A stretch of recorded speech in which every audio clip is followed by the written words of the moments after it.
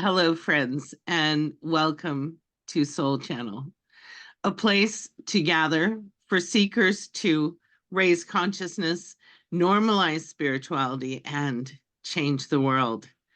I am so excited for today's episode because we are bringing back our very favorite guest who is going to share about what's coming up next week, all of the amazing energy that comes in with the eclipse.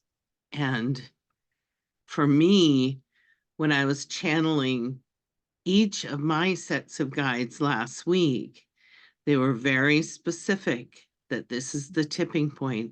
We are moving into profound energies that will allow us humans to move forward and create systems that will manifest what we all want to see on the planet. And the first thing I did was reach out to Pam Younghans. Thank you for being here. Oh, well, thanks for inviting me back. It's a pleasure.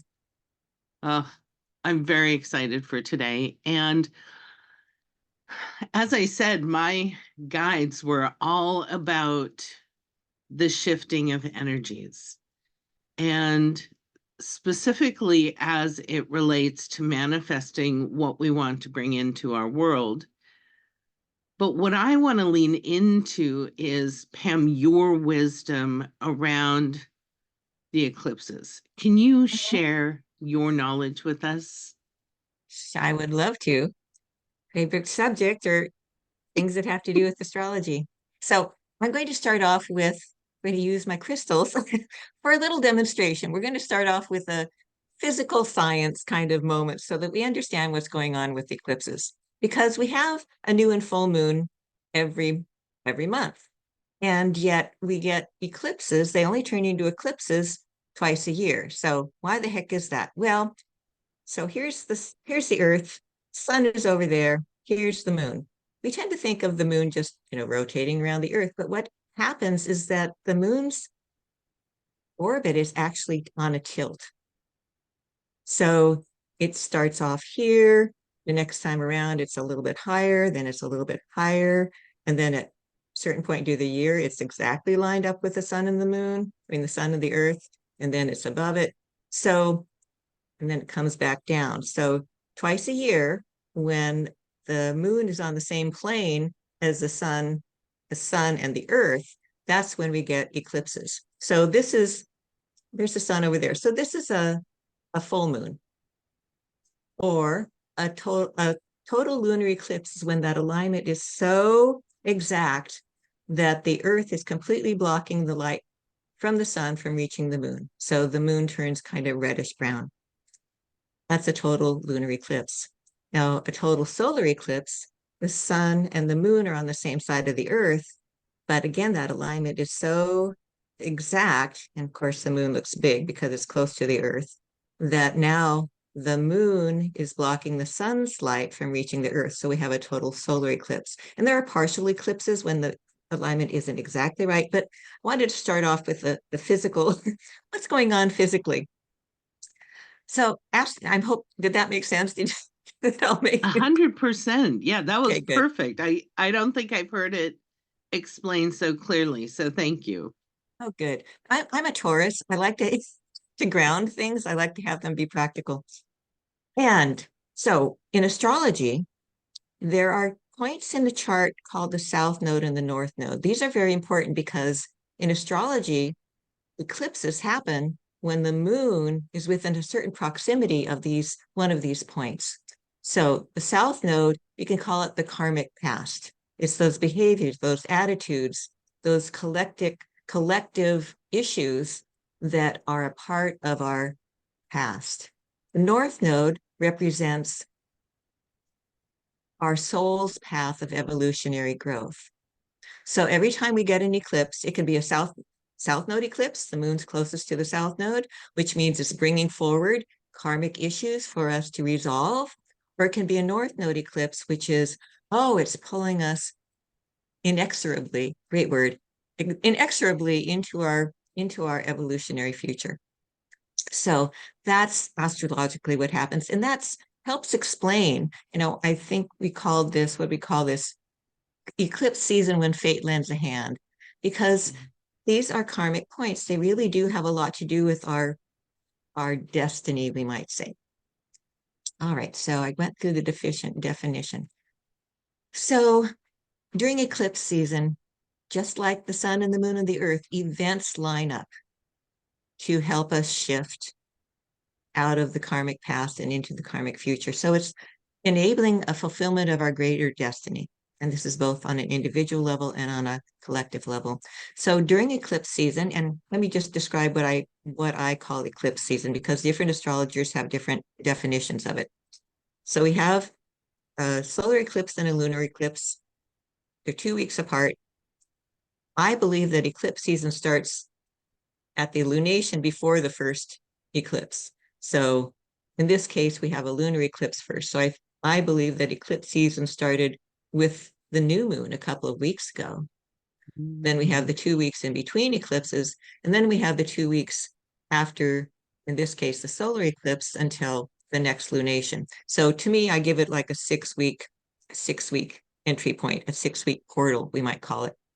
And that's when all of these major events can happen. Now, it tends to occur that during those 2 weeks between eclipses, there's even more that goes on, more big events occur.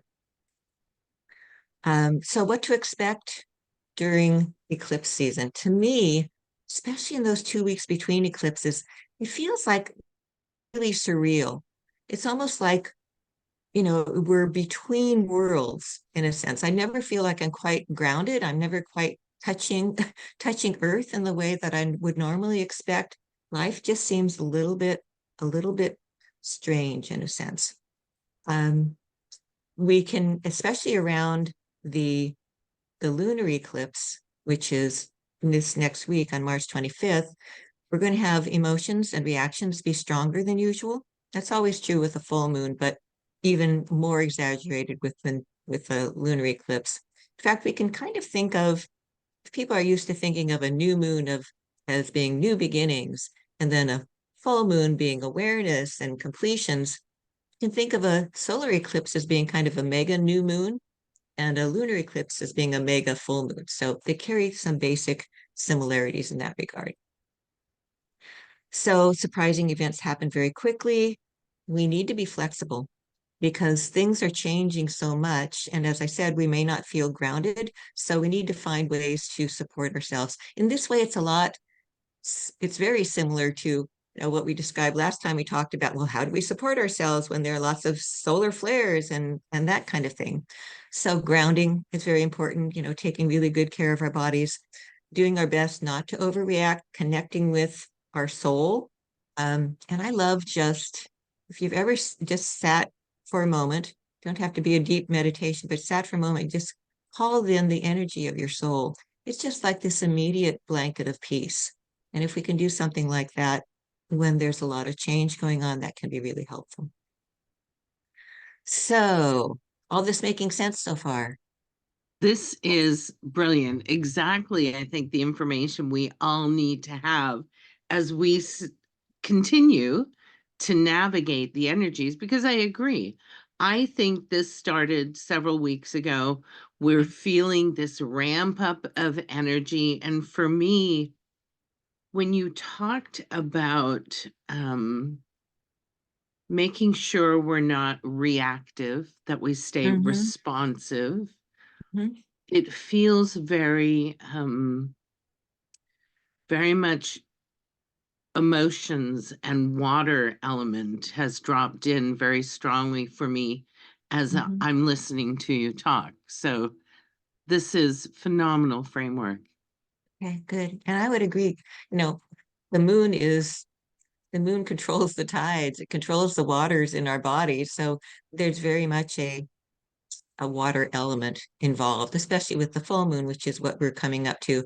I tend to think of a new moon solar eclipse as being more fiery, but this lunar eclipse is definitely the water element. So, and I'm looking at my notes over here in case you're wondering what's distracting me. So our lunar eclipse on March 25th, full moon, it's a partial eclipse. You might think maybe it's not quite as strong, but I don't know that I've ever really noticed a huge difference. Then total eclipses get a lot more press. So what we can expect is the unconscious rises to the surface. Unexpected events can alter our reality. And this is a South Node eclipse, by the way. So the emotions that are coming up and the attachments that come up and our reactions that come up, we want to be viewing them as, is this a part of an old version of me? Is this a part of my past or my karmic past? What is being shown to me now that I'm now ready to release, forgive, move beyond? So any work we can do along those lines is great. Again, emotions can be strong, maybe a little bit erratic. And this is a South Node eclipse in Libra. Libra has to do with relationships and other things as well. So we might especially be dealing with, God, this is ringing a bell for me. What happened today for me? Okay. Get lost in my personal story, but issues from past relationships can come forward and we can, process that. So I'll just share what came to me today. I was kind of reviewing, so thinking about the eclipses, but I was thinking about relationships in my past and I was stuck on one. The other ones I feel kind of light around, but this one I just didn't know why I was still had those heavy feelings in my belly about it. Mhm. So I talk to myself when I'm walking, I talk to my dog, but I talked myself through it and I I came to an awareness of why I hadn't let go of that yet. And I don't know if it's all gone, but it's released a little bit. So I think this eclipse energy, we're only 5 days away from it, but we're already dealing with this. Um, okay, so focusing on forgiveness, cleansing of old relationship patterns, especially anything that's kind of codependent, because that's the shadow side of Libra is codependency. Right. Um, Now Libra also rules legal issues. So we may see some legal issues in the news. Um, the right and wrong, those kind of things may also be up.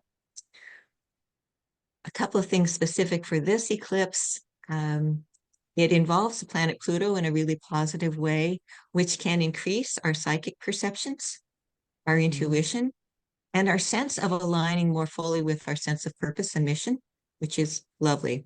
It's also, at the time of the eclipse, the moon is at the same degree as a fixed star called Turais, Turais, which is called the spiritual warrior. So there's even more of a sense of aligning with our soul's purpose, taking passion and commitment and doing something with it. So that's the energy of the eclipse next week. So any questions or thoughts about that? Is that resonating with you? Oh my, it is so resonating with me. So I want to paraphrase because I think there's some really salient points that I want to highlight Mhm. that I'm a Libra. Oh, So okay. Okay. we're hitting all of the points that are in my house. So what I'm hearing is that because it's the South Node, there's a tremendous opportunity for us to do a retrospective, look at our relationships, feel, use the water element to feel Yeah. into those relationships, determine how were they left. Is there anything else for us personally to clean up?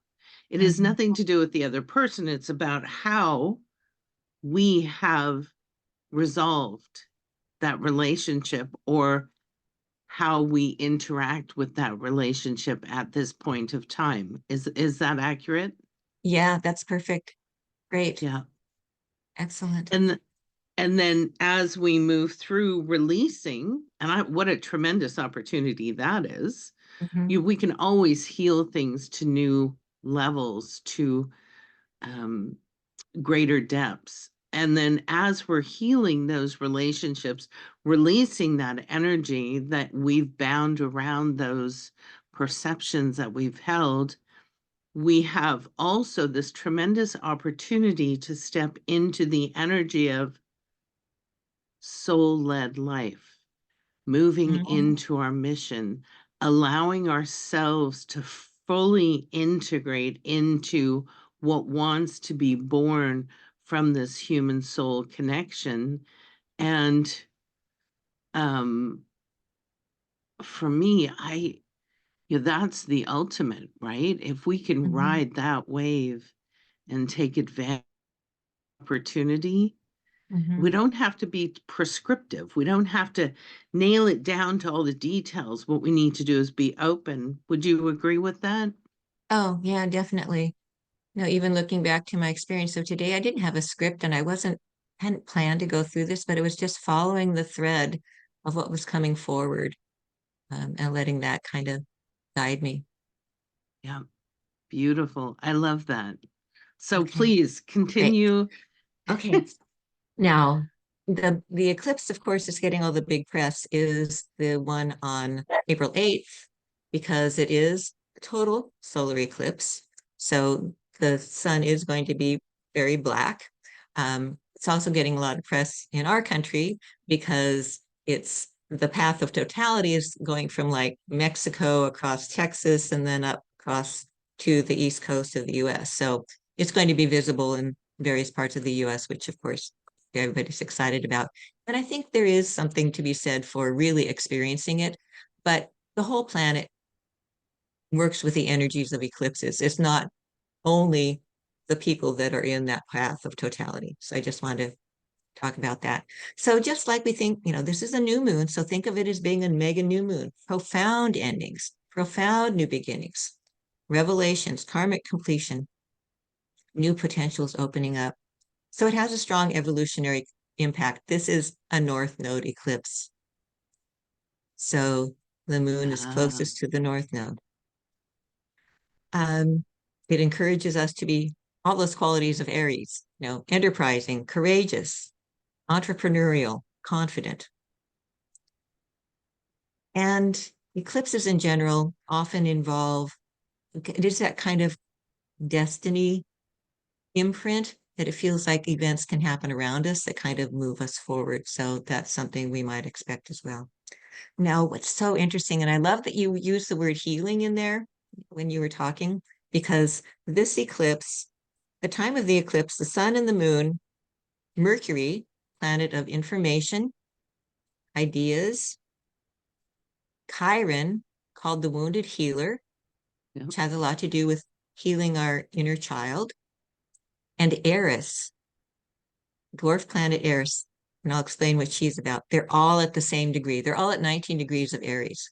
So this is a very, very powerful total solar eclipse with 5 planets all all merged together. So with Mercury, new information, new ideas coming forward that are going to take us into the future. We also want to be aware that our thinking is going to be strongly influenced by emotions. We've got the moon in there. Moon is always the emotional body. And some people, Mercury is how we communicate. There's a very direct forthrightness with Mercury. So it means we can speak our truth with greater impact, but there's also that tendency for impulsive speech and not really being aware of the impact of our words on others. So that's just a little bit of a caution in there. Now, Chiron is the wounded healer. It may stimulate insecurities for some because that's the wounded side of Chiron. And yet, always with Chiron, there's the opportunity for healing. So I always recommend some kind of inner child work when Chiron is strongly activated. It's very important to be self-aware, to take time for self-care around any issues that arise. Um, and I think also because Chiron is the healer, that this may speak to new healing modalities coming forward in the course of the next 6 months, because eclipses are really they're very strong around the time that they occur, but they set an imprint of energy for the next 6 months until the next pair of eclipses comes in. So I'm really eager to watch what happens. I'm not going to say the healthcare industry. I don't want to go there, but I want to new healing modalities, especially with Mercury, new ideas coming forward. And then we have the dwarf planet Eris, who is involved in this. Now, Eris, she's got kind of, she's a double-edged sword in a sense. Um, in mythology, she's the goddess of discontent. So she's not really happy with life, but she can bring forward controversy. So that's not comfortable for a lot of people. My but was that when she was only discovered like in 2007, so we're still learning about her, astrologers. The first time she became very active, she was aligned with Pluto, I believe, was the time when the Me Too movement started. She Wow. represents the voice of those who have been ignored, discounted, disenfranchised, all of that. So we also see that woven into the energies of this major new beginning. So it also makes me wonder, is there another kind of Me Too movement on the horizon? Or how is that justice, justice for those who have not been treated fairly? How is that going to manifest both around this eclipse and over the next 6 months? So that's actually an exciting thing, but it is going to be controversial because not everybody's on board, just as the Me Too Yeah. movement, it Yeah. certainly took a while. And this could also be court battles because, again, we were talking about the lunar eclipse being in Libra, which does rule the courts and legal issues. So that's those are my notes. Those are my notes. So how does Well, that all feel? How does that hook into what you were thinking about the solar eclipse? I first of all reiterate the solar eclipse occurs on the April 8th. Is that correct? Yes. Yeah. Huh? Yeah. So March 25th, we have the lunar. Then we move into the solar eclipse, which is April 8th. And I love what you shared about all of those planets being in alignment It's very because exciting. it's very exciting. Um, so um here's for me, fire is creation. There's, the phoenix rising from the ashes, being reborn. There's Mhm. so many aspects to the Aries fire that I find inspirational. And I think Yeah. too, it's the opposite of Libra on the astrological wheel. So it did me. But when we add in the wounded healer, Mhm. who I say this with absolute certainty, our wounds are there to teach us if we embrace the lesson. So Mhm. there's opportunity for personal growth and evolution, riding off of the emotional healing of past relationships that Yes.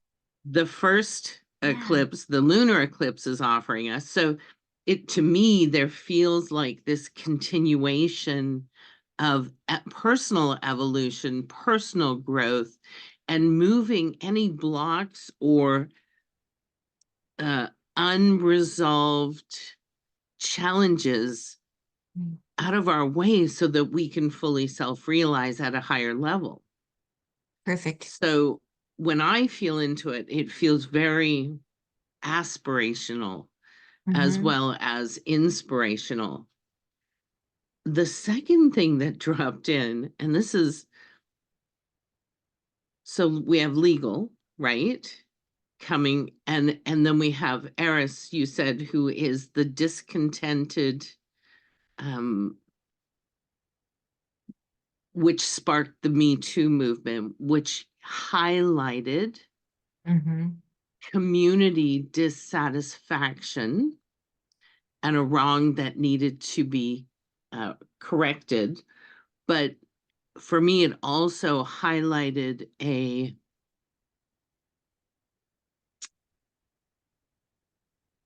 the voice of the people having Mm. influence. Mm-hmm. Now, Interesting. Okay. and for me, I love TikTok. I think it is one of the most fabulous platforms because it is absolutely community oriented. And Hmm. we're just now going through um they're asking to ban TikTok and to have it sold so that the Hmm. Chinese cannot access information, which so we have this legal thing going on with TikTok. We have Oh, the TikTok interesting. community who Huh. are saying, what are you doing? Take your hands off of our application where we live and love and share and learn. Wow. So Okay. it's such an interesting point of time because what's happening is all the senators who it's now at their desk are being flooded with complaints. What are you doing? Stop Oh, this. that's this. Yeah. Yeah, because the Aries in that eclipse in Aries, yeah, the individual, the rights of the individual. Yes. Yeah. And TikTok certainly is a platform that gives the individual voice and creates a Perfect. collective, it validates how you're feeling. It Mm-hmm. validates that you're seen, heard, felt, and loved. And so I think it's just fascinating that this is all occurring at the same time. And Exactly. so there's that big influence at the country level and looking at it from within your life, Mm-hmm. right? Where are Mm-hmm. places of discontent within you that want to have a voice? Yeah. Yeah. And where is the wound? I mean, the wound of Chiron in Aries is the fear that it's not all right to exist. It's not okay to have needs. It's not okay to be. And Yeah. so that's all woven into this. So very interesting. I appreciate what you brought forward there. Well, and I know that we have so many disenfranchised communities Hmm. who are struggling with their ability to be seen and heard and to feel like they have the right to exist. Right. And I think that's a thread that runs through all of us at some point in our life. Like, what am I doing here? And for me, the overwhelming message that I hope every single person carries through is that you are here for a purpose. You are loved beyond measure. You are so important to the evolution of this planet. There are no mistakes. You are needed, you are loved, you are wanted. And to find your community that can see and hold and love you. And what a tremendous opportunity that offers us as we're coming out of winter into spring and renewal. Lovely. Perfect. Yeah. Yeah. So this is an important time, and it will continue to become more and more important as we move through the coming months. But I felt it was vital to share this information so people can move into what is theirs to be, do, and have, and to utilize the energies that are coming onto the planet. Do you have any other thoughts that you want to share with everybody about what's coming? Mm. Well, I do want to mention that I feel that, this spring is it's like spring, well, spring in Northern Hemisphere. We'll Yes. talk about the Aries season, this April, May timeframe, especially March, April, May. that's a pivotal time. And then the next set of eclipses that happen in September, October, and into November. So these are two very pivotal times in the process of this entire year. And I want to mention again, and I think we talked about this in our last talk briefly, maybe we didn't, but that alignment between Jupiter and Uranus is happening on April 20th, because that's not happening in a vacuum. There's something that we're building energy from the eclipses, and then that feeds into the energy of that alignment between Jupiter and Uranus, which is the breakthroughs, awakenings, insights, inspiration, inventions, all of that energy. So there's kind of a tag team going on here. And I love that feeling of building momentum in a very positive way. So I would share that. I love that. And I love what's coming for us, what we can build towards for April 20th. This is important. And however you view your life or receive your information, or I want to encourage you to embrace everything that was shared here, because you're seeing this for a reason. There's a message here for you. And I want to encourage everybody to embrace every opportunity that steps into your path. And I have something I'd like to share with you. There's a tool that I teach all of my students and clients, and that is that we have an internal dial, right? And this internal dial allows us to turn up the energy or turn down the energy. Mm. You are 100% in control. Nothing is being done to you. And this information is being brought to you for you, so that you can step into it and own your power and use it as a catalyst for creating an extraordinary life. There are no victims. Life happens to you. Life happens for you, not to you. And so definitely internalize what we've shared here today. Look at your own life, look at the circumstances, look at your past and your future, and decide, what do you want?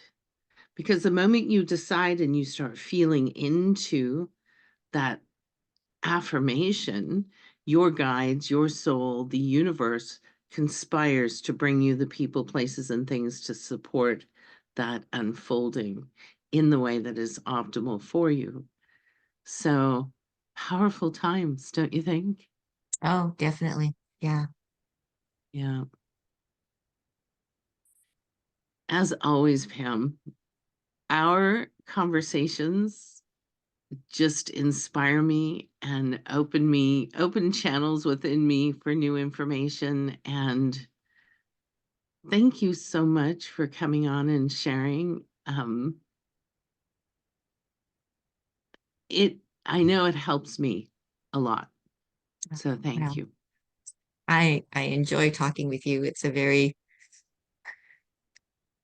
rich atmosphere when we speak and we're able to kind of build on what each other is saying too as well. So thank you. Yeah, you're so welcome. And I agree. We're definitely well supported. I will say that. True, true. All right. As always, thank you, friends. Enjoy this episode, and you'll be hearing from us again soon. Much love.